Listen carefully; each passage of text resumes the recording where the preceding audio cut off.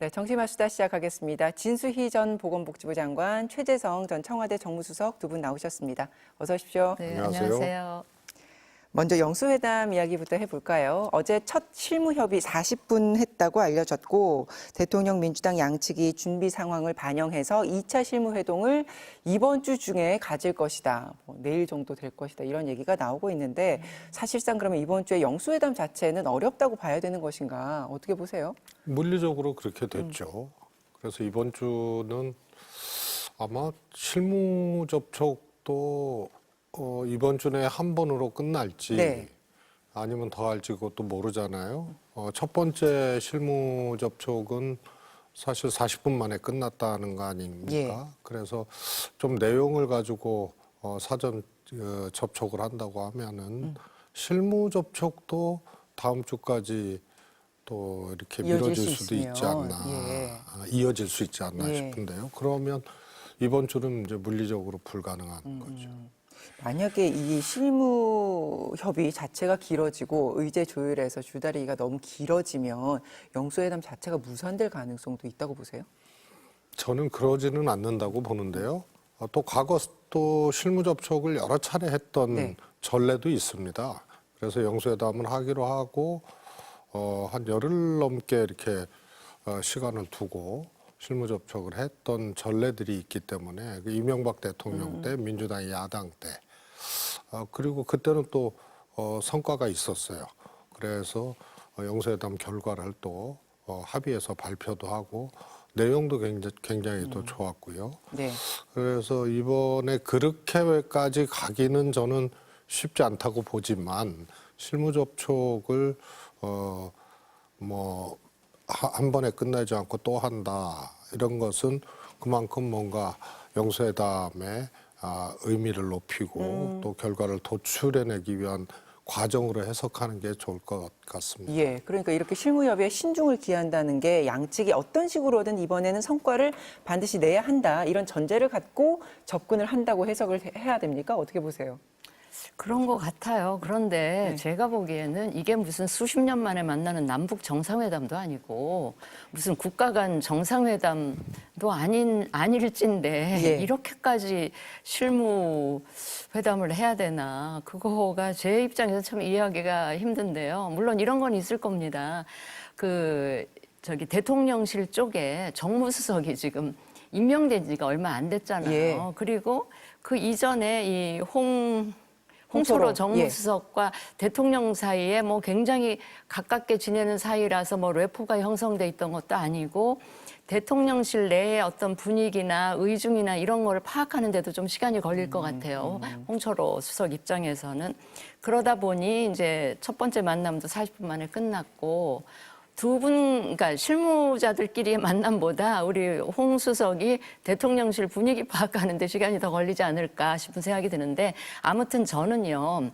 이번에 무슨 실무회담 쫙 해가지고 뭐 의제 쫙 합의해가지고 회담을 한다. 예. 이렇게 하기보다는 일단 오랜만에 첫 만남이기 때문에 첫 만남에서 뭐 의제를 쫙 늘어놓고 하나씩 얘기해 가면서 이거는 합의, 이거는 이렇게 그걸 성과라고 생각하지 마시고 일단 그 두 분 사이에 그러니까 여야 간의 협치의 물꼬를 네. 트고 대화를 트고 어떤 협치의 틀을 만드는 그런 정도만 두 분이 합의하셔도 나머지 구체적인 의제와 관련한 논의나 결론이나 이거는 앞으로 여야 원내대표든 또 대표들끼리 만나서 하면 되는 거 아닌가 싶은 생각이 들고요. 저는 네. 예. 이런 여야 소위 영수회담이 자꾸 반복되는 거는 저는 오히려 후진적인 정치 행태라고 봐요. 그렇게 보세요. 이게 예. 그 말하자면 탑다운 방식으로 뭔가를 결정한다는 뜻이잖아요. 이 여권 내에 이 탑은 대통령이고 야권 내에 이제 일당의 대표. 그분들이 만나서 얘기하고 뭔가 이 결론을 짓는 것 중에 많은 부분은 국회에서 결론을 내야 될 의제들도 굉장히 많아요. 이거를 여야 그 정상들이 만나서 다 결론을 내버리면 그럼 의회 정치가 무력화될 수도 있는 그런 의미도 담고 있기 때문에 저는 이런 식의 만남은 거듭되는 거는 별로 바람직하지 않다고 보고요. 네. 그래서 제가 일단은 너무 그동안 대화가 없었으니 한번 만나서 협치의 물꼬를 트고 틀을 만든 다음에 예. 구체적인 논의와 구체적인 협치의 실천은 여야 의원들 간에 여야 정당들 간에 하면 되는 거 아닙니까? 그래서 네. 그런 거를 하면 된다고 생각하고 민주당이나 이재명 대표 쪽에서도 이 첫 만남에 보따리에 잔뜩 뭐를 가지고 대통령 앞에서 이것도 사세요, 저것도 사세요. 저는 그게 모양 빠지고 좀 없어 보이는 것 같아요. 그래서 알겠습니다. 이 대표는 그렇게 큰 물꼬를 트고 구체적인 거는 이제 그 여야 정당 수뇌부가 만나서 하나씩 차곡차곡 해결해 나가는 그런 수순이 오히려 이 조금 더 발전된 정치 행태가 아닌가 생각합니다. 알겠습니다. 저희가 의제를 얘기할 텐데 지금 말씀하신 것처럼 물꼬를 튼다. 야당 대표와 대통령이 대화에 물꼬를 튼다. 여기는 의미가 있지만 이거를 수시 정례화하는 것에 있어서는 뭐 우려가 있다는 말씀이신데 거기에 대해서는 어떤 시각이십니까? 그거는 이제 국회나 이제 정당 정치가 정상적으로 이렇게 돌아갈 때는 진정한님 말씀이 맞죠. 근데 대통령 중심제 하고요. 그리고 여당은 아무튼 대통령의 정책, 방향, 입장 이런 것을 따라가는 그런 것이 이제 불가피한 측면이 있기 때문에 정당 간에 해결하지 못한 그런 것들이 또 영수회담을 통해서 해결될 수도 있는데 예. 사실 과거 사례를 보면 영수회담을 통해서 뭔가 성과를 내고 해결했던 사례들이 사실 거의 없습니다. 그러나 한국 정치 구도나 권력 구도의 특성을 봤을 때 그런 이제 시도를 하는 것은 저는 나쁘지 않다고 보는 거고요. 그런데 이게 좀 특이한 것이 야당이 영수회담을 계속 요구를 해왔잖아요. 예. 보통은 안 그렇거든요. 이제 대통령이 좀 협치나 이제 소통의 필요성을 느낄 때 영수회담 얘기도 하고 뭐 이러는 건데 그래서 지난번에 문재인 대통령 때는 오히려 야당이 영수회담 거부를 하고 예. 안 하겠다 그러고 예. 또 예를 들어서 그때 정의당이라든가 이렇게 같이 만나는 거는 안 하겠다고 또 홍준표 대표가 걷어차기도 하고 그랬는데 이번에는 이재명 대표가 당대표 수락연설을 하면서 영수회담 얘기를 하고 그 후에도 수차례 얘기했거든요. 대통령이 쳐다도 안 보다가 총선 결과가 난 이후에 이제 이렇게 예. 된 거라서 상황도 특이한데요. 이렇게 어렵게 하여튼 2년 만에 그러니까 영수회담이 이루어지는 마당에 그래도 국민들이 쳐다보고 있고 예. 바라보고 있기 때문에요.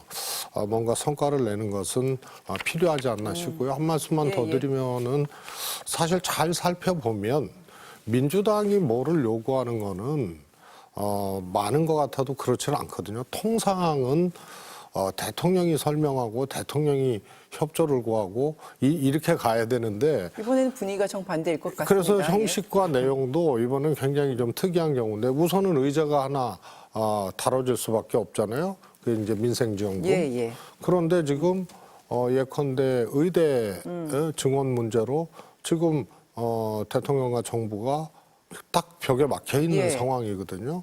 그래서 민주당도 집권했을 때 의료개혁을 하다가 이제 그때 마무리를 중단을 못했죠. 했지만요. 그래서 이것을 좀 야당의 협조 속에서 이것을 풀어나가는 이런 것도 생각해 볼 수 있기 때문에 시기적으로나 영수회담이 성사되는 과정이나 또 국민들의 또 기대나 예. 이런 것을 봤을 때 이번에는 성과를 좀 내기 위해서 노력하는 것이 좋지 않겠나 싶습니다. 알겠습니다. 저도 예. 이번 만남은 충분히 의미가 있다고 생각해요. 그런데 앞으로 계속 문제를 풀어가는 방식이 이런 방식에만 의존하면 안 되겠다 이런 말씀을 드리는 거고 미국의 경우도 이제 우리처럼 대통령 중심제와 삼권 분립이 되어 있기 때문에 그 여야 간의 의회에서 해결할 거는 의회에서 해결해야지 매사 안 풀리는 문제를 대통령과 일당 대표. 미국에는요 중앙당이라는 것도 존재하지 않고 중앙당 대표의 존재도 없어요. 원내 대표들이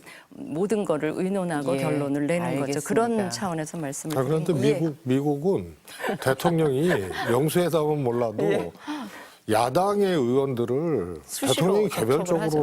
네. 수시로 막 만나요. 그래서 사실 달리 영수회담이 필요 없을 정도의 그 대통령이 그런 역할들을 좀 해내고 알겠습니다. 있는 거죠. 앞으로 우리도 이게 그렇게 하자는 거죠. 그러니까 워낙 이렇게 집권 2년이 다 되도록 한 번의 만남도 없는 상황이 굉장히 이례적이다 보니 지금 우리가 이런 맞아요. 논의까지 네, 이렇게 네. 된 것 같은데 의제 얘기로 넘어가 보겠습니다. 그래서 이번 회담이 성공적이라고 평가받을 수 있는 의제들 서로 줄다리기를 하고 있는 상황인데 민주당은 지난 2년 국정 운영에 대해서 윤석열 대통령의 대국민 사과 그리고 최상병 특검 전 국민 25만 원 민생회복 지원금 이것에 대해서 추진 의사를 강력하게 밝히고 있는 상황이에요. 그래서 먼저 민생지원금 관련해서는 오늘 민주당의 진성준 의원이 명칭이든 규모든 관련해서 충분히 협의의 여지가 있다 이런 취지의 얘기를 했는데 대통령도 민주당도 이제 가장 손쉽게 이게 협치를 볼 수 있는 주제라고 보고 있는 걸까요? 어떻게 보세요? 근데요, 지금 윤석열 정부가 그동안 국가 재정을 운용해온 어떤 준칙이나 기준에 비춰보면 이거 쉽게 받기는 좀 힘들어 보이고요. 제 개인적으로 생각을 해도 지금 25만 원씩 준다. 지금 자영업자는 매우 힘든 거 저도 너무나 잘 알고 있지만 이렇게 25만 원씩 총 예산으로 치면 13조를 푼다. 그게 잠깐 반짝 경기 효과는 있을 수가 있지만 그게 또 물가에 주는 압력 이런 부작용도 생각을 해야 되고 예. 정부의 그동안의 재정 운영 원칙에 비추어 봤을 때도 쉽사리 받기가 힘들고요.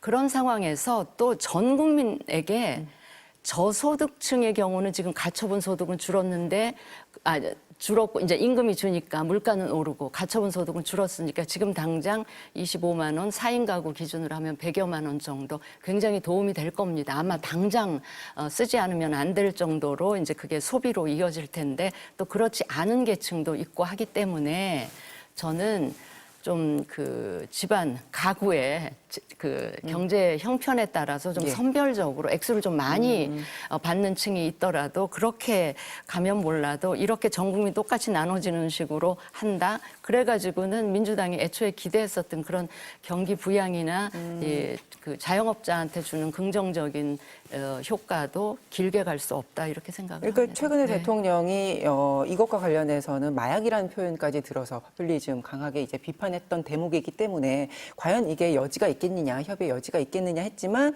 지금 진성준 의원도 규모라든지 명칭이라든지 충분히 여지가 있다라고 얘기를 하는 거 보면 전 국민이 아니더라도 이렇게 선별해서라든지 금액을 조정해서라든지 어느 정도 타협을 할 수 있는 부분이다. 이렇게 또 접근할 수 있는 것 아니겠습니까? 저는 예. 충분히 그럴 수 있다고 보고요. 그야말로 모든 국민에게 25만 원씩 드리자. 이런 제안이었지만요. 그야말로 협의 의사가 있고 예. 지원 자체는 지금 필요하다라고 한다면 그 대상과 또 방식 이런 것은 충분히 조정 가능한데요. 대통령이 아무튼 현금 지원이라든가 이런 이제 재정을 통해서 직접 지원하는 것에 대해서 완전히 선을 그어놓은 상태이기 때문에 예. 오히려 대통령이 우선 그래 논의해보자. 그래 필요할 것 같다. 하면은 그 다음에는 이제 방법이 조금 바뀌고 대상이 바뀌고 조정이 될 수 있는 여지가 있는 거죠. 근데 아예 문을 닫아놓으면은 원칙과 기준이라는 걸로 문을 닫아놓으면은 아예 그건 얘기가 안 되는데요. 그나마 접근할 수 있는 예. 합의할 수 있는 그런 지점이 바로 요 사안이 되겠습니다. 그러니까요. 지금 최상병 특검은 테이블에 올라올 것 같은데 정부 여당으로서는 부정적입니다. 오늘 이재명 대표가 최상병 특검법을 수용하라 정부 여당을 향해서 다시 한번 압박을 했는데 영수회담을 앞두고는 더 강공 무드로 나가고 있는 거라고 봐야 됩니까? 그런데요, 지금 공수처가 묘한 게 그동안 저도 이거는 좀 특검을 해야 될 필요가 있지 않느냐 생각을 하게 된 배경이 뭐냐면 공수처의 수사 결과가 공수처가 좀 부진하고 수사 예. 의지도 없어 보이고 제가 보기에 수사 실력, 수사 능력도 없어 보이고 공수처장은 또 몇 달째 공석이고 이래서 아 저래가지고는 공수처에 맡겨놓으면 안 되겠다 싶어서 이거는 특검이 불가피한 거 아니냐 이런 생각을 했는데 최근 며칠 사이에 공수처가 갑자기 속도를 내면서 뭔가를 굉장히 많이 수사 결과를 발표하고 있어서 저런 정도의 속도나 예, 수사가 진척되는 거라면 조금 공수처에 좀 수사를 믿고 좀 지켜볼 필요가 지켜봐도 있다? 되겠다 뭐 이런 생각을 요 며칠 상관에 하게 됐거든요. 예, 그럼 그래서 그 부분 잠깐 여쭤볼게요. 네네. 최상병 특검과 관련해서 공수처가 핵심 피의자에 대한 소환 절차에 들어갔다 이런 속보가 나왔고 또 최근 며칠 공수처발로 수사 진척 상황에 대한 보도가 계속 이어지고 있지 않습니까? 그래서 특검 가기 전에 어쩌면 수사 외압 의혹을 규명하는데 어떤 결정적인 내용들이 나올 수도 있을까 이런 관측도 나올 법도 한데 거기에 대해서 어떤 의견이십니까? 그런데 이제 소환하고 지금 공수처 수사가 이제 늦고 있잖아요. 그거는 뭐 객관적으로 봐도 늦어도 한참 늦다 이렇게 볼 수밖에 없는데 사실 국민의힘에서도 이종섭 호주대사 임명됐을 때 그동안 뭐 하고 이제 이 소환도 안 하고 말이야. 뭐 이렇게 막 지적을 했거든요. 그래서 우선 첫 번째로 근본적으로는요. 공수처가 이제 처음 구성되고 출범을 했을 때 최소 규모로 할 수밖에 없었어요. 그래서 수사 인력이라든가 이런 것들이 근본적으로 좀 약하고 작습니다. 거기다가 지금 사건들이 이제 쌓여 있는 것들이 있고요. 또 아시다시피 공수처장이 임기가 끝나서 퇴임했는데 차장도 퇴임했거든요. 그러니까 대행이 퇴임하고 대행의 대행도 좀 퇴임을 했어요. 그래서 빨리 윤석열 대통령이 처장도 임명을 하고 해야 그 최소 조직이 그나마 움직일 수 있을 텐데 지금 그런 상황이기 때문에 공수처의 어떤 그 아주 밀도 있고 빠른 수사 이런 것을 기대하기는 조금 어려운 상황이기도 합니다. 그러니까 수석님은 특검 무조건 해야 된다. 이 부분은 그렇게 보시는 건데. 그다음에 예. 이미 공수처는 흔들렸어요. 공수처 그 작은 조직의 공수처 수장도 지금 공백 상태이기도 하거니와 사실은 공수처를 얼마나 때렸어요, 국민의힘이. 그리고 대통령도 핵심 피의자를 호주 대사로 임명한 거는 어떻게 보면 공수처를 겨냥한 거는 아니지만 공수처는 충분한 압박을 느낄 수밖에 없었던 거거든요. 예. 그래서 이게 일종의 정상적인 공수처 수사가 어려운 환경이 그냥 돼버린 거죠. 그러니까 예, 예. 특검이 필요하다고 그럼 이번에 영수회담에서 최상병 특검법 이 민이기 때문에 대통령이 이번만큼은 거부권을 행사하시면 안 됩니다라는 취지의 야당 대표가 제안을 하고 거기에 협의를 하게 되면 대통령이 반응할 수 있는 시나리오는 뭐가 있습니까? 저는 그 특검이 영수회담 테이블에 올라갈지 그걸 잘 모르겠어요. 처음 만남이고요. 예. 이제 이재명 대표는 민생에 방점을 찍은 거 아니에요?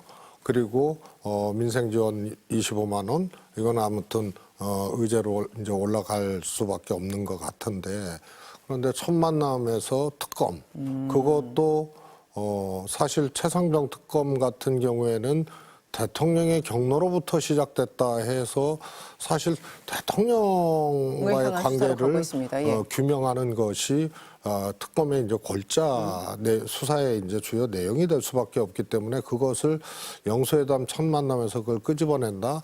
이거는 아마 민생의 방점을 찍고 예. 만나신다면 이재명 대표가 안 꺼낼 수도 있다. 저는 그렇게 봅니다. 장관님은 어떻게 저도 예. 비슷한 생각을 하는데요. 이번 첫 만남에서는 저는 어쨌든 협치에 물꼬를 트는 것만으로 굉장한 성과다 이렇게 생각을 하는데 아까 민생지원금 25만 원 이거는 이제 민생 관련한 거니까 그리고 이재명 대표가 총선 기간 내내 계속 이야기를 하셨던 거니까 그거를 꺼내놓고 그거에 대해서 우리 한번 그 좀 의견을 맞추어 보자 이런 정도까지 가는 거를 좀 그 목표로 하고 얘기를 예. 꺼낼 수 있다고 보고요. 이 그 최상병 특검 문제는 아마 민주당에서도 요 며칠 공수처의 수사 결과들을 보면서 조금은 생각이 좀 달라질 수도 있겠다 싶고 지금 그 최 전 수석이 말씀하신 그런 그 생각도 하고 있지 않을까 싶고요. 제가 봐도 공수처가 지금 또 공수처가 또 다른 문제는 어떤 특정 매체를 통해서 계속 중요한 피의 사실을 흘리고 있는 것 같다는 생각은 드는데 아무튼 그런 걸 보면 굉장히 중요한 사실들이 지금 나오고 있는 것 같아서 이렇게 되면 공수처 열심히 수사하고 또 특검을 했는데 거의 차이가 안 나는 그런 수사 결과가 나온다면 그거는 또 그 행정적 낭비일 수도 있거든요. 그래서 이제 그 문제는 그 정도로 민주당에서 조금 심경의 변화가 있지 않을까 싶고 거기에 더해서 김건희 여사 특검 문제를 지금 처음 만남에 들고 오기는 민주당 쪽에서 오히려 굉장히 그 부담스러울 수 있고요. 한 가지 이제 대통령 쪽에서 예.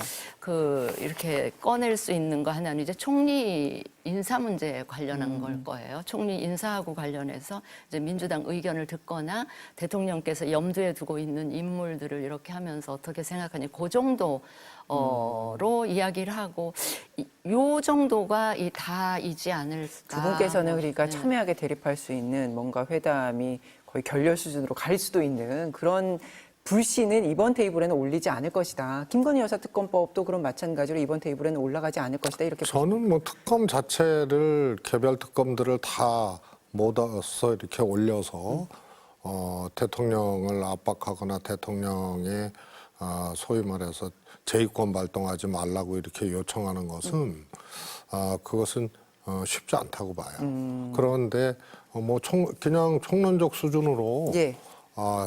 그 국회를 좀 존중해 달라. 그래서 국회에서 하여튼 처리하고 통과된 것에 대해서 헌법적인 문제가 없는 그런 거라면은 대통령께서 좀 이 거부권 행사를 하지 말아 달라. 뭐 이런 정도는 얘기를 할 수는 있어도 개별 사안까지 다 모아서 그렇게 적시해서 하기는 저는 쉽지 않을 거다 이렇게 봅니다. 알겠습니다. 그러니까 멀리서 예. 안 보일 때 막 공격하는 거랑요. 실제 얼굴 마주하고 앉아서 얘기할 때랑은 분위기는 굉장히 달라요.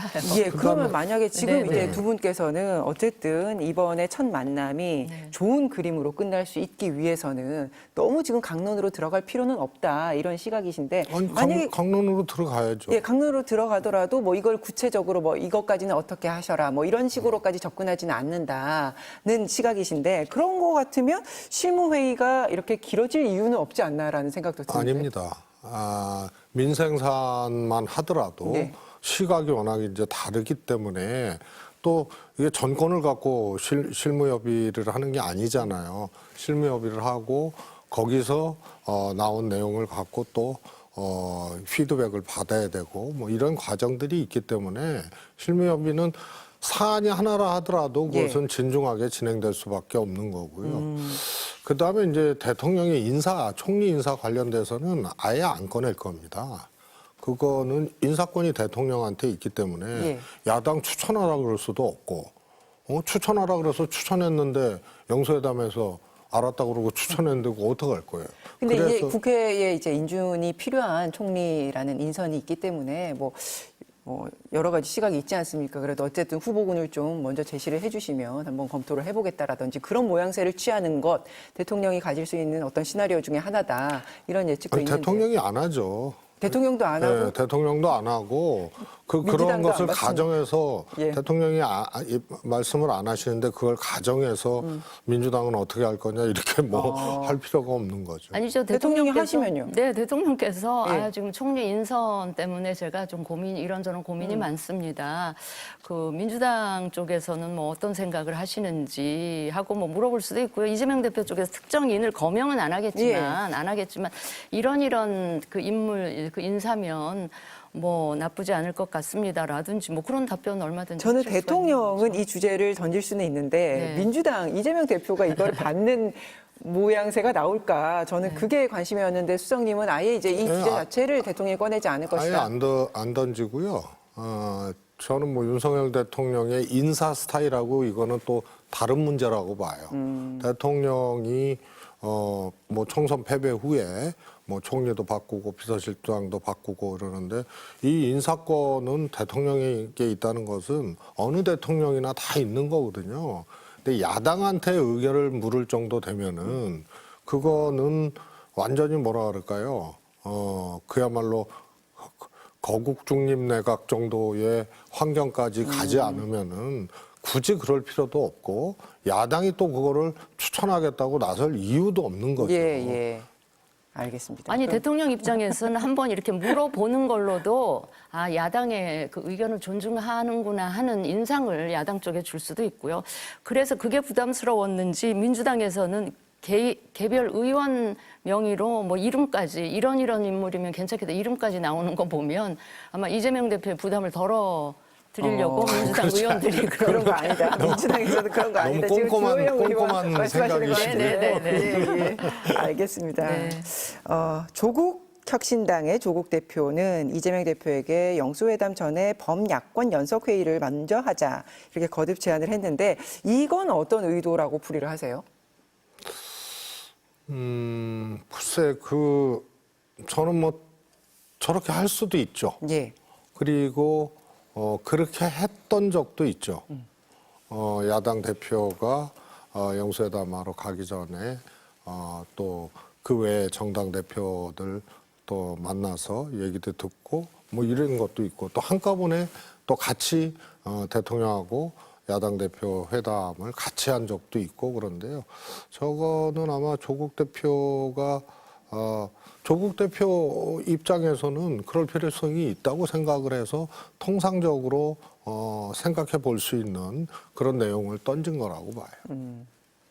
장관님은요? 해석이 있으세요? 저는 조국 대표 이거 오버하신 것 같고요. 그냥 존재감 좀 과시 차원이 아닌가 싶은데 민주당에서는 아마 받기 굉장히 힘들 거고 안 받았죠 아마. 예, 아니요, 뭐 정확하게 뭐, 거기에 네. 대해서 네, 답을 내놓고 있지 불편해하는 않습니다. 예, 것 불편한 기류는 나오고 같아요. 있습니다. 예. 네, 네. 그래서 이재명 대표가 이런 조국 대표의 요청에 응할 것인가, 수석님은 어떻게 생각하세요? 저는 뭐 응해도 아무 문제가 없거든요. 그리고 야당이잖아요. 예. 그리고 또 12석이 있는 또 정당이고 그래서 어떻게 보면은 야당의 대표로 가시는 거기 때문에 예. 제가 보기엔 저런 과정을 한번 거치고 가는 것도 나쁘지 않다고 보는데요. 글쎄요. 상식적으로는 나쁘지 않은데 이 대표가 받을 것인가? 나쁘지는 않은데 안 하실 것 같아요. 안 받으실 것 같아요. 왜 안 받으실 것 같아요? 그리고 민주당의 이 대표 주변에 계신 분들이 만류하실 것 같아요. 근데 어떤 조국 대표랑은 이렇게 좀 예민한 그 미래 경쟁 관계로 의식을 하는 게 아닌가 싶어서 뭐 응하지 않을 것 같다는 생각이 드네요. 저는. 알겠습니다. 윤 대통령이 오늘 국민의힘의 낙선자와 비공개 오찬을 가졌습니다. 당선자보다는 대통령은 이제 낙선자를 먼저 만나는 지금 그런 형식을 취하고 있는 건데 이건 어떤 의미로 봐야 됩니까? 굉장히 달라진 모습을 지금 보여주고 계신 거고요. 앞으로 당선자들은 계속 만날 기회가 얼마든지 있을 테고 낙선자들은 이제 만날 기회가 많이 없죠. 낙선자들은 이제 주로 원외 지역위원장의 이 처지가 되기 때문에 그 만날 기회가 없을 것 같아요. 그리고 낙선자들이 주로 수도권에 포진을 하고 있기 때문에도 뭐 쓴소리나 이번에 총선 결과가 이렇게 된 거에 대한 어떤 진솔한 원인, 진단 이런 얘기를 좀 듣겠다라는 그런 의지가 있으셨던 거 아닌가 싶습니다. 네. 쓴소리를 듣겠다는 의미로 해석하십니까, 수석님도? 저는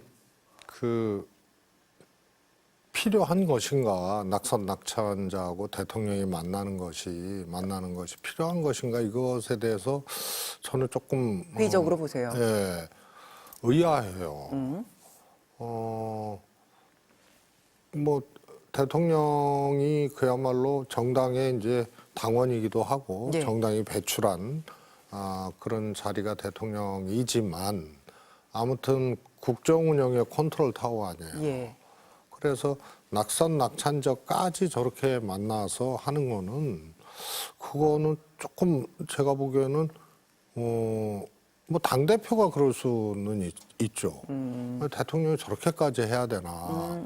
그 국회의원이 된 이제 당선자, 여당의 당선자들은 그것도 뭐, 그 자주 만나지는 않아요. 그 뭐, 한 번 정도 만나고 아니면 뭐 상임위별로 일 있을 때 이렇게 쪼개서 만나고 예. 뭐 이러는 거거든요. 그래서 낙천자를 만나는 게 무슨 이유일까? 그럼 거기서 무슨 진솔한 얘기를 듣고 뭐 이런다? 그러면은 거기는 또 별의별 분이 다 있거든요. 사정이 다르고. 그 말씀 듣고 나니까 진짜 그렇게 바라보면 진짜 왜일까가 궁금해지는데 왜일까요? 제가 보기에는요, 뭔가 이제, 이 대통령이 변해야 되는 문제거든요. 예. 근데 대통령이 국무회의 총선 직후 국무회의 발언에서 일주일 만에 국정 운영 방향 옳았고 잘했다. 근데 소통을 못했다 이거 아니에요? 그래서 대통령 생각이 안 바뀌었어요. 그래서 소위 말해서 소통 행보를 하는데 앞뒤 안 가리고 지금 소통 행보를 하는 거죠. 그것을 해야 될 건지 할 필요가 있는 건지 이런 거 구분치 아니하고 뭔가를 지금 일종의 소통 행보를 보여줘야 된다는 그런 생각이 있으신 것 같아요. 예. 아니, 이거는 보여주기만을 위한 그런 그 행보는 아닌 것 같고요. 예. 지금 국민의힘의 당선자와 낙선자 차이는 단지 당선 낙선의 차이 이외에 지역의 차이입니다. 당선자들은 주로 영남권 의원들이고요. 그 낙선자들은 수도권에 많이 포진을 하고 있기 때문에 그런 차이도 의식을 하시면서 왜 이렇게 만나는 거에 대해서 그렇게 인색하게 평가를 하시는지 모르겠는데 저는 굉장히 의미 있는 만남이었다고 보고, 물론 대통령 면전에서 이번 선거가 수도권에서 이렇게까지 패배한 거는 대통령님의 지난 2년간에 뭐 이런 얘기를 직접 대고 할 수는 없었겠지만 그래도 우회적으로나마 이 그동안의 당정 관계라든지 이 당의 운영이라든지 뭐 이런 거에 관한 좀 비판적이고 쓴소리는 충분히 저는 나왔을 수도 있고요. 저는 그런 얘기까지 예. 대통령이 들으시는 게 맞다. 왜냐하면 그동안 많은 언론에서 대통령께서는 보수 유튜브만 보는 거 아니야? 막 이런 그 의심까지도 많이 그 회자가 됐기 때문에 그와 정반대되는 그 입장이나 의견을 들을 기회를 이런 기회를 통해서 가질 수도 있는 거기 때문에 저는 충분히 지금 의미 있는 소통을 하고 계시는 거고, 이것도 작지만 하나의 달라진 모습이다. 이건 뭐 정치를 이제 하시겠다고 했으니까 이것도 정치의 일환으로 생각을 하시고 아마 하셨나 보다 이런 생각이 알겠습니다. 듭니다. 그러니까 네. 수도권 소장파들 네. 목소리를 직접적으로 듣고 뭔가 변화의 어떤 동력으로 그걸 근거로 좀 생각을 하기 위한 자리다. 네, 저는 그렇게 받아들입니다. 알겠습니다. 오늘 이 자리에 참석하는 조혜진 의원이 잠시 뒤에 출연을 하니까 오늘 직접 어떤 얘기들이 오갔는지 들어보면 알 것 같습니다. 대통령의 또 오찬 제안을 건강상의 이유로 거절했던 한동훈 전 위원장이 지난주에 비대위원들과는 식사를 했다는 사실이 어제 알려졌습니다. 그래서 측근은 만나고 대통령은 만나지 않는 것을 주목하는 시각도 있고요. 서로 다른 성격의 식사 얘기를 서로 연결 짓는 거 무리가 있다 이런 시각도 있는데 두 분의 해석은 어떠신지요? 뭐 공교롭게도 대통령은 안 만나고 비대위원은 만났다 이렇게 이제 비춰지니까 공교로운 것만은 아니다라는 이제 해석들을 하는 예. 거죠. 근데 실제로 들리는 바에 의하면 한동훈 전 비대위원장도 대통령보다 훨씬 더 경로를 넘어서서 분노 차원이라는 거예요. 그래서 그게 이제 뭐 방송에서도 전언이 되고 막 그랬는데요. 그러니까 한동훈 전 비대위원장이 이제 가까운 측근이라고 하는 사람의 이제 전언으로 방송에서 이제 얘기가 나왔죠. 그리고 아시다시피 유난 갈등이 1라운드, 2라운드, 3라운드 그리고 3라운드에서 폭발한 것도 아니고 봉합된 것도 아니고 그리고 총선이 끝났단 말이에요. 그래서 대통령 못지않게 서운해하고 굉장히 이렇게 화가 많이 나 있는 그런 상태라는 것만은 분명한 거죠. 그런데 그런 상황에서 대통령과 만남은 예. 건강상의 이유로 피하고 비대위원들하고는 만났다 이러니까 이제 오해가 더 증폭될 수밖에 없는 건데요. 그것이 이쪽으로 보면은 그 우연이다. 공교롭게 그렇게 됐다 이렇게 볼 수도 있지만 또 전체 정황이나 뭐 여러 가지를 봤을 때는 그게 실제로 대통령과의 만남은 피하거나 거부하고 비대위원 자리는 가진 거 아니냐 이렇게 해석되어지는 이제 정황들은 있는 것 같아요. 그러니까 한동훈 전 위원장이 대통령의 제안을 거절했다는 그 소식은 스스로 SNS를 통해서 한 전 위원장이 밝혔단 말입니다. 일요일에. 그러면서 이제 알려졌고 그리고 뭐 그러니까 이제 이런 일련의 행보들에 대해서 뭔가 다 메시지가 지금 들어있는 것 아닌가라는 해석이 뒤따르는 것 같아요. 근데 그것만 봐가지고는 안 되고요. 조금 타임라인을 넓혀서 대통령께서 홍준표 전 시장을 만났잖아요. 그런데 홍준표 시장 만나기 전에 홍 시장께서 총선 참패 이후에 계속 페이스북에다 한동훈 위원장을 공격하는 폄하하는 예. 되게 비판적인 좀 아주 강도 높은 비판 메시지를 올렸단 말이죠. 올렸는데 그 홍 시장을 대통령께서 당의 총선을 진두지휘한 한동훈 위원장을 만나기 전에 그 한동훈 위원장을 비판하는 홍 시장을 먼저 불러다가 4시간, 무려 4시간가량 만찬을 한 일이 있은 며칠 후에 한동훈 위원장에게 직접 전화하신 것도 아니고 윤재욱 원내대표를 통해서. 네. 근데 윤한 두 분 사이의 관계가 그렇게 누구를 사이에 끼어서 밥 먹으러 오라 이런 말을 할 관계는 아니잖아요. 예전 관계에 비춰보면. 그런데 굳이 원내대표를 사이에 끼어서 2, 3일밖에 말미를 주지 않고 식사하자 이랬던 거라는 거잖아요. 네. 사실은 한동훈 위원장 입장에서 보면 한 위원장도 사람인데 왜 감정이 없겠습니까? 그래서 많이 서운하셨을 것 같고요. 그렇다고 해도 그걸 지금 몸이 아프니 며칠 조금 있다가 뵈면 어떻겠습니까? 라고 하든지 뭐 이랬어야 되는데 몸 아파서 못 갑니다. 이렇게 하고 끄는 거는 한 위원장도 있는 대로 그냥 서운한 감정을 표출한 게 아닌가 싶은 생각이 드는데 저는요. 홍 시장과 대통령과의 4시간 만찬 이게 왜 실시간으로 알려지고 있다는 게 저는 굉장히 문제라고 생각을 해요. 그게 대통령의 행보하고 관련된 건데 알려지더라도 한참 시간을 두고 나중에 알려지면 좋았을 텐데 어느 쪽에서 흘렸는지 모르겠으나 그게 그냥 거의 실시간으로 알려진데 이제 한동훈 위원장에게 며칠 있다가 만나자고 연락이 오니 한 위원장 입장에서는 다른 때라면 진짜 누구 말대로 타이레놀이라도 몇 알 먹고 주사라도 맞고 갔을 수도 있는데 뭐 이런 상황이 됐는데 저는 이것도 안 알려졌어야 되는 거 아닌가 싶었는데 이건 한 전 위원장이 직접 SNS에 올렸다는 거는 썼기 때문에 이제 또 의미가 있었습니다. 그러니까 저 서운합니다를 아예 그냥 대놓고 얘기를 한 것이다. 하신 게 아닌가 싶어서. 근데 뭐 아무리 홍준표 시장이라 하더라도 대통령을 만난 것을 바로 공개하고 이런 거는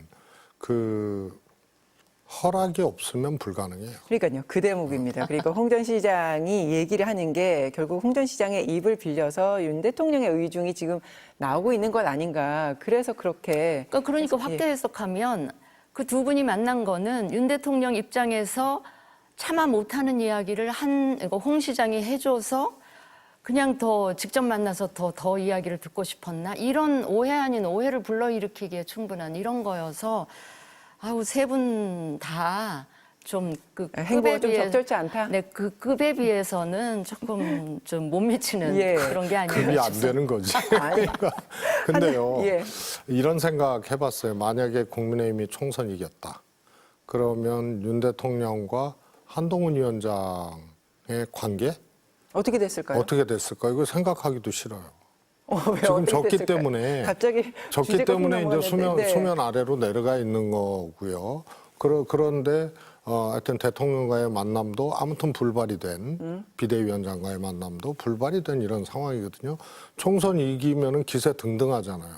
그러면 살아있는 권력이고 공전할 수 없는 두 개의 권력이 충돌하는 그런 상황으로 치달았을 것이다. 뭐 저는 그런 상황으로 가는데 이게 하늘에 두 태양 있을 수 없다 뭐 이런 얘기도 하지만 사실은 비대위원회가 출범하게 된 게 강서보궐선거 참패하고 총선 이걸로는 안 된다. 그래서 한동훈 비대위원장 책에 출범하고 그래서 대통령 그늘로 선거 치르기는 어렵다는 상황에서 등장했기 때문에 사실상 두 개의 태양이 돼버릴 뻔한 거예요.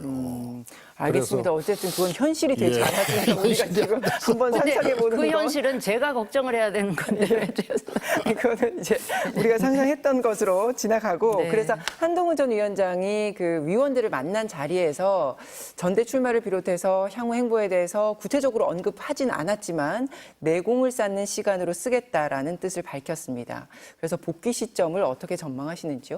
저는요, 그 내공, 정치권에서 내공을 쌓는다는 거는 어디 강의실 가서 혼자 책 보고 도서관에 가서 책 보고 공부해서 쌓여지는 내공이 아니에요. 정말 현장에서 정치 일선에 일선에서 나서야지만, 예. 경험을 통해서 쌓여지는 게 정치적인 내공인데 그러자면 그렇다고 몇 달 후에 있을 전대에 바로 나오는 거는 너무 시점이 저는 이르다고 보고요.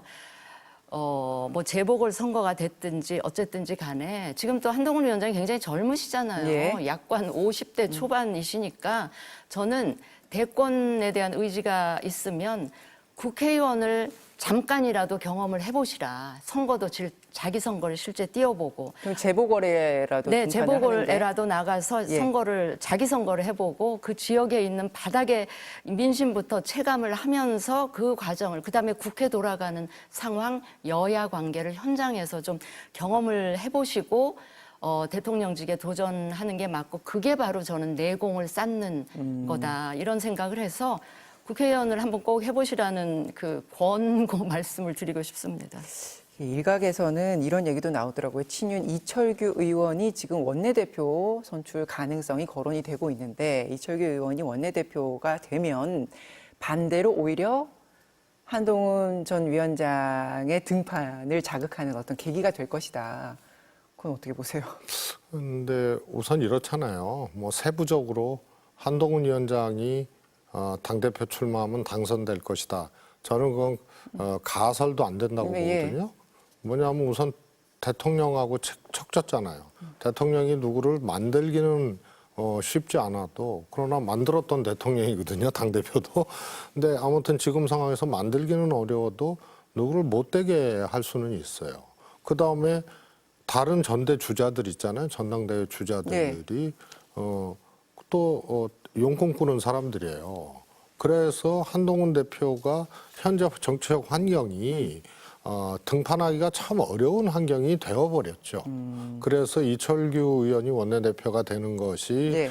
오히려 자극점이 될 것이다. 이것은 뭐 상황 논리적으로는 그럴 수도 있겠는데 현실적으로는 등판이 어려운 그런 환경이다. 이렇게 근데 알겠습니다. 이철규 예. 의원의 원내대표가 한동훈 위원장의 등판을 자극한다?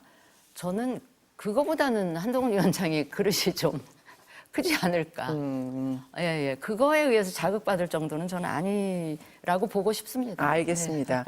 이철규 의원의 원내대표 가능성, 뭐 또 그리고 당권 주자 가능성 이 얘기를 해야 되는데 시간이 그렇게 많지 않아서 일단은 민주당 이야기를 잠깐 했다가 다시 시간이 남으면 국민의힘 이야기를 해보겠습니다. 이 얘기 해볼게요. 이화영 전 경기부지사의 술판 회유 논란. 이걸 저희가 다루지를 못했었는데 이제 대북 송금 의혹으로 수감돼 있는 재판 그리고 수감돼서 재판을 받고 있는 이화영 전 부지사가 검찰청 술자리 회유 의혹에 이어서 전관 변호사를 동원한 검찰 측의 회유가 있었다 이런 추가 폭로도 했는데 이와 관련된 언급들을 먼저 들어보시고 얘기하겠습니다. 도대체 술을 마셨다는 것인지 술을 마시지 않았다는 것인지 알 수 없습니다. 이렇게 중대한 부패 범죄자가 허위 주장을 하고 있으면서 사법 시스템을 무너뜨리고 붕괴하려는 시도를 하고 있는데 공당에서 그러한 이화영 부지사의 진술만 믿고 이에 끌려다녀서는 안 된다. 검찰이 출정 일지나 그거 같은 확인해서 아니라고 부인했는데 어떻게 검찰이 말을 바꾸고 있습니다. 검찰은 나중에 말을 바꿨죠. 어떻게 한 말을 3시간 정도 있다가 네. 만난 적은 있는 걸로 확인됐다. 그런데 이화영 측에서 먼저 요청해서 만났다. 그러니까 이원석 검찰총장이 직접 나서서 허위 사실이라고 반박하고 이재명 대표와 또 이화영 측은 검찰이 계속 말을 바꾼다 이렇게 맞받아치고 있는 상황인데 이 사안 어떻게 보고 계십니까? 그러니까 저 검찰총장이 나서지 않을 수 없는 상황까지 저는 온 것 같아요. 참다 나서신 것 같은데 정말 이화영 전 부지사는 수사 과정에서도 그렇고 지금 재판을 받고 있는 재판 과정에서도 계속 저렇게 그 문제를 일으키는 게 저는 뭔가 그런 일이 있었다면 있었다고 주장하는 사람들이 뭔가 이 증거를 내놔야 되는 거 입증 책임이 있는 거 아닙니까? 그런데 계속 검찰한테 뭘 내놓으라 이렇게 하는데 검찰로서는 이미 내놓을 거 다 내놓은 것 같고요. 그것도 모자라서 이제 그 민주당에 한 열 몇 명이 이제 그 검찰청 어디 수원지검 네, 특별대책단을 꾸려서 이제 대응을 하겠다고 했죠. 예. 그 수원지검에 찾아가서 막 시위를 하고 하는데요. 저거는 우리가 다 같이 짐작할 수 있듯이 저 이화영 전 부지사 재판 이제 선고가 곧 내려질 텐데 저 재판 결과가 이재명 대표한테 미칠 수 있는 영향을 사전에 차단하고 방어하기 위해서 일종의 방탄 움직임을 지금 하고 있는 거고요. 그래서 제가 보기엔 정말 이건 말도 안 되는 오바를 하고 있다고 보여지는 뭐죠? 무슨 그 대책단? 특별대책단이요. 특별대책단을 만들어서까지 이재명 대표 재판으로까지 수사로까지 이 불통을 띠는 거를 차단하고 막기 위해서 저런 식으로 과도한 이 대응을 보이는 게 아닌가 뭐 싶습니다. 네, 수석님은 어떻게 보고 계십니까? 이렇게 봐야죠. 예. 사실일 수도 있고 아닐 수도 있다. 이렇게 출발을 한다면요. 이화영 의원이 저런 주장을 허위로 해서 얻을 수 있는 실질적인 이득이 뭐가 있냐라고 봤을 때 없거든요. 허위일 경우에는 오히려 본인한테 더 큰 손해가 오는 그런 거예요. 그래서 저는 엄청나게 검사 취조를 많이 받았잖아요. 그러니까 복역 중에서도 구속된 상태에서도 검치를 받는다 그러죠. 수사받으러 가고 뭐 이런 것을 엄청 했기 때문에 날짜를 정확하게 특정 못할 수는 있어요. 예. 그러나 없는 사실을 갖고 이게 이제 약간 날짜에 혼돈이 있다거나 근거를 제기하는데 조금 혼돈이 있다거나 뭐 이런 것은 있을 수 있어도 없는 사실을 아예 지어내서 저렇게 해서 이화영 전 부지사가 얻을 수 있는 특히 지금 재판 중이고 이게 무슨 이득이 있는가. 그다음에 두 번째로 저런 것이 허위로 만약에 밝혀질 경우 이재명 지사는 지금 저것에 연관이 될 수도 있고 없을 수도 있고 지금 그런 거 아니에요, 예. 지금? 그런데 이화영 재판을 앞두고 저거를 터뜨려서 재판을 치르는 이화영 지사에게 혹은 앞으로 있을 수 있는 검찰의 뭐 주장대로 이재명 대표가 이게 개입이 돼서 대북 송금을 하고 뭐 이런 것이다라고 하더라도 이게 무슨 이득이 있냐? 그러면 네. 하나 정도 상상할 수 있는 거거든요. 재판이 진행되고 있고 곧 선고인데 이렇게 허위 사실을 갖고 시위함으로써 이화영이 검찰에서 한번 진술했다가 번복한 거 이런 과정이 다 회유의 과정이었다라고 재판부에게 이거 허위였습니다. 과거에 그것은 이렇게 웅변하는 용도 정도를 상상할 수 있는 거거든요. 근데 대한민국 재판부가 그걸 가지고 허위 사실을 지어내고 술 먹었다고 하고 검사실에서 술 먹었다고 하고 이것 때문에 이화영의 진술이 왔다 갔다 했었다라고 그렇게 웅변한다고 재판에 영향을 받을 재판부가 어디 있어요? 결국에는 이제 그래서 재판부의 판단으로 실체적 예. 이득이 없어요. 이거는 허위로 주장할 이득이. 근데 민주당이 이제 진상 규명을 하기 위해서 특별대책단을 꾸려서 지금 강력하게 대응하고 있는데 이 민주당의 대응은 어떻게 평가하십니까? 저는 우선요 검찰이 지금 해명한 거 있잖아요. 네. 사실이 아니다, 황당무계하다 하면서 해명한 것 중에 사실이 하나 또 이제 틀린 게 있어요. 그런 것들이 나오니까는 이제 더한 거죠. 이화영 의원의 이 사임한 전 변호사 있잖아요. 네. 그 이화영 의원의 전 변호사도 이런 사실이 없다라고 했다. 술자리 이런 사실이 없다라고 했다는데 이분이 나와서 인터뷰를 했어요. 나는 없다라고 한 게 아니고 사임했기 때문에 나는 그게 있었던지 사실 자체를 나는 알 수가 없다. 이랬는데 검찰이 저거는 이화영 의원이 허위 주장을 하고 있다고 하면서 그 변호사를 끌어들였던 거죠. 그래서 이게 이제 이런 해명들이 더 이 문제를 더 크게 만드는 거고, 그러니까 민주당에서는 야, 왜 대검에서 그냥 감찰해 보면 될 거 아니냐. 그런데 대검에서도 감찰을 거부를 해요. 그러니까 첫 번째가 제가 보기에는 대검 감찰을 정상적으로 하면 되는 거거든요. 예. 그 다음에 그래도 안 되면은 민주당에서 뭐 국장조사 이게 만약에 사실이면 그거는 예, 예. 엄청난 일 아니에요. 덧붙일 말씀 있으세요? 근데요, 민주당에서 일어나는 그 현재 일어나고 있는 모든 일은 저는 다 이재명 대표로 수렴된다 이렇게 봅니다. 그래서 이화영 전 부지사가 이렇게까지 해서 얻을 수 있는 이득이 뭐냐 그러는데 계산법은 사람마다 다 달라요. 그러니까 이화영 전 부지사한테는 마이너스가 되더라도 그게 궁극적으로는 이재명 대표 재판에 도움이 될 수 있다 싶으면 뭐가 저렇게 도움이 되죠? 이재명 아니 대표에? 그러니까 그거는 계산하는 사람마다 다를 수 아니, 있고 도움이 될 수 있다라는 그 아무거나 근거는 방탄이라 뭘까요? 그러는데 뭐가 도움이 되는지가 아니, 그러니까 검찰의 데미지를 보이질 입혀서 검찰의 이미지에 데미지를 입혀서 이재명 대표가 지금 굉장히 그 부당하게 억울하게 이렇게 여러 건 기소가 돼 있다라는 뭐 그런 인상을 줌으로 해서 또 재판부도요. 제가 보기엔 그 재판부도 사람이고 지금 총선 결과를 보고 그 영향을 또 제가 재판부가 안 그러라고 믿지만 그럼에도 불구하고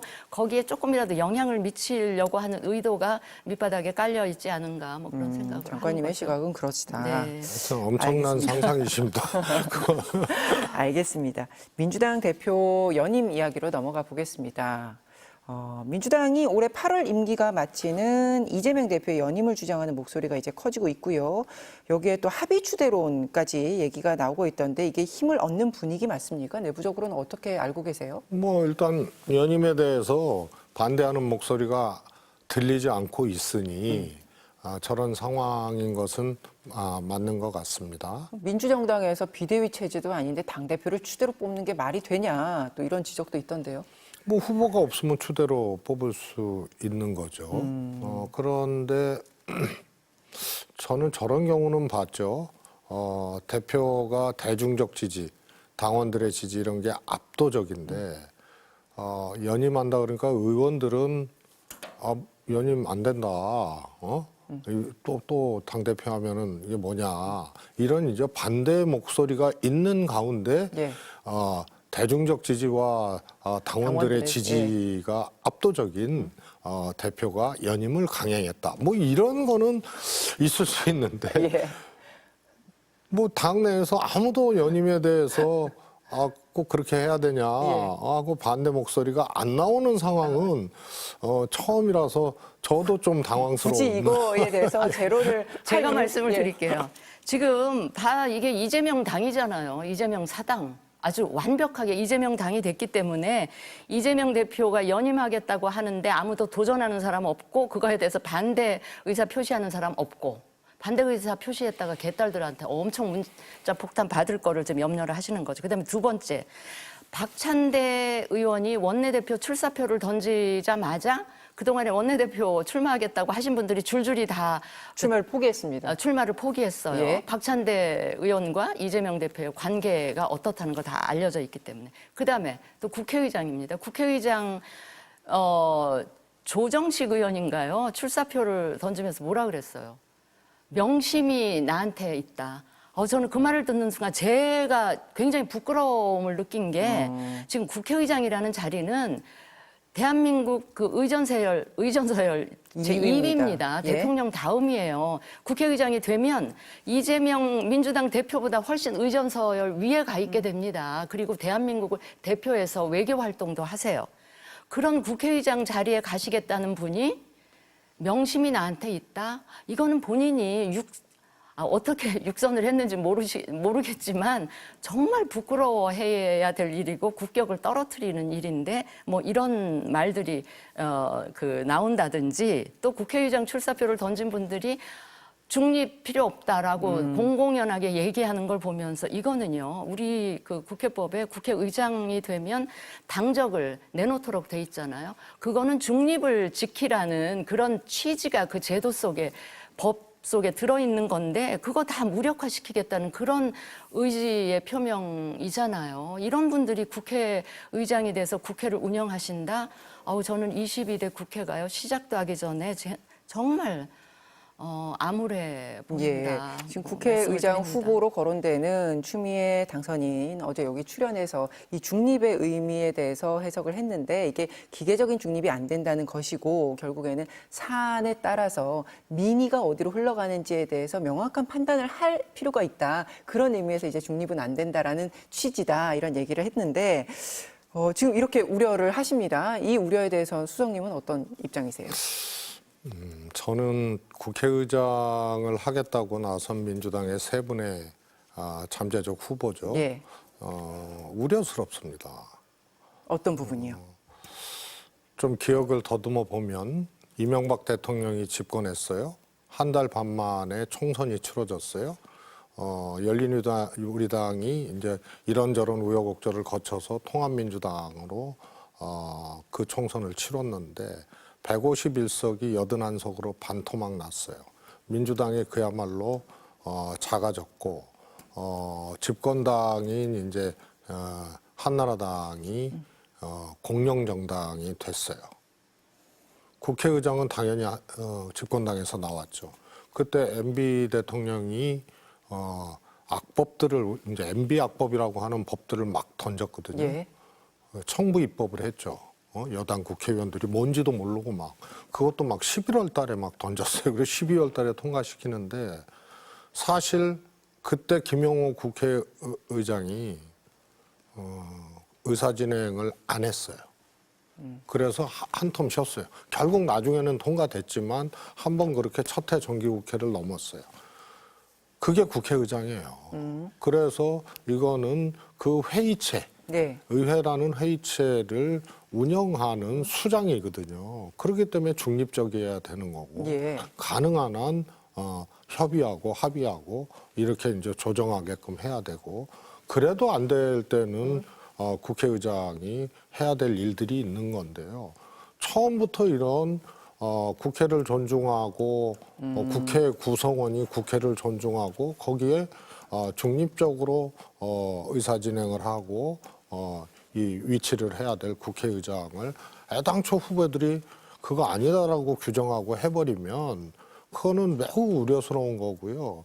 어떻게 보면은 그러면은 그게 야당 대표 출마하는 무슨 출마의 변도 아니고 그래서 이거는 여야를 떠나서 매우 좀 우려스럽고 걱정스러운 거 아닌가 싶습니다. 예, 그러니까 협치라는 기본적인 국회의 어떤 기능이 작동되지 못할 것에 대한 지금 그러니까요. 우려를 하시는 아니 거예요. 협치 아니더라도 예.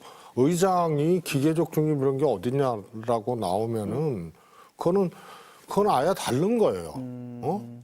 협치가 안 되더라도 예, 예. 의장이 그런 말을 하고 국회의장을 하겠다고 하면은 그거는 의장 자체로서의 어떤 이 역할이라든가 책무라든가 이런 것을 인식하지 못하는 그런 경우가 되겠죠. 이게 또 지금 이렇게 새 후보로 거론되는 그 의원들이 다 이런 강한 중립에 대해서 좀 배치되는 얘기가 나오니까 이게 사실은 국회의장이 돼서 설마 그렇게 하겠냐. 지금 당장 의원들의 어떤 그 표심을 얻기 위해서 좀 더 강하게 메시지를 낼 뿐일 글쎄. 것이다. 또 뭐 이렇게도 해석도 면면을 하던데요. 보면 예. 제가 안 그런 게요. 제가 22대 국회를 앞두고 한 가지 더 절망스러운 포인트가 뭐냐면 과거에는 이제 새로 국회가 구성이 되면 국회의장감, 이런 분들은 좀 감이 되지라고 떠올려지는 분들이 한두 분 정도는 계셨어요.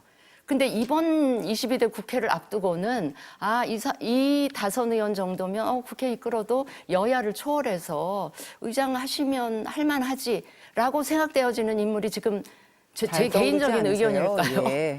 민주당에 안 계신 것 같아요. 알겠습니다.